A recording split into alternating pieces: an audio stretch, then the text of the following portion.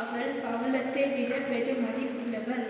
அவளால் அவனுக்கு நலமும் வளமும் பெருகும். அவள் தன் வாழ்நாள் முழுவதும் அவனுக்கு நல்லதையே செய்வாள். ஒரு நாளும் தீங்கு நினையாள்.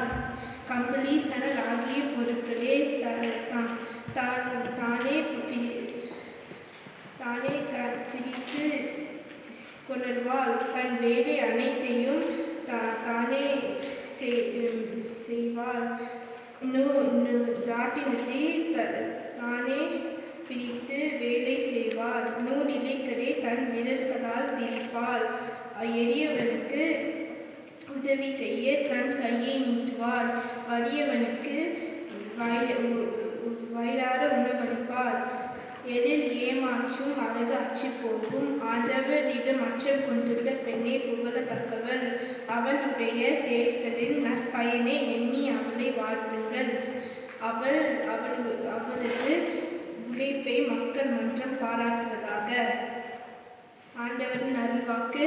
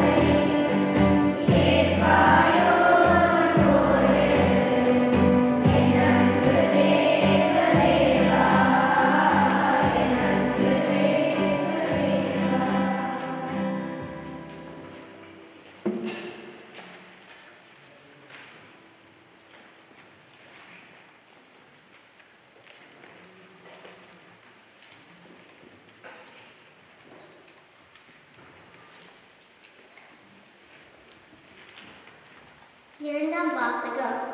திருது நிறவில் வருவது போல ஆண்டவருடைய நாள் வரும் என்படி நீங்களே திண்ணமாய் தெரிந்திருக்கிறீர்கள்.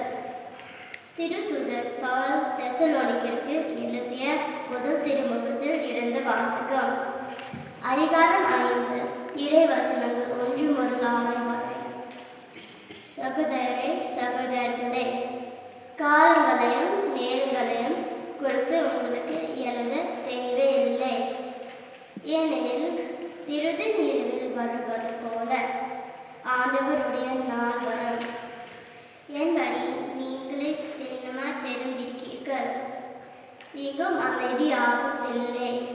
இன்று மக்கள் கூடிக்கொண்டு இருக்கும் பொழுது கருவுற்று இருப்பவருக்கு வேதனை வருவது போல திடீரென அவர்களுக்கு அழிவு வரும்.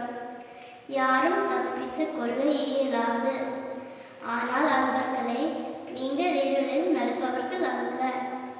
ஆகவே அந்த நாள் திருதனை போல உங்களுக்கு வராது. நீங்கள் எல்லாரும் ஒளியாய் சார்ந்தவர்கள், பகல் நடப்பவர்கள். நாம் இருளையோ சார்ந்தவர் அல்ல. ஆகவே மற்றவர்களே போல நாமும் உறங்கலாகாது. விழிப்போடும் தெளிவோடும் இருப்போம். இது ஆண்டவரின் அருள்வாக்கு.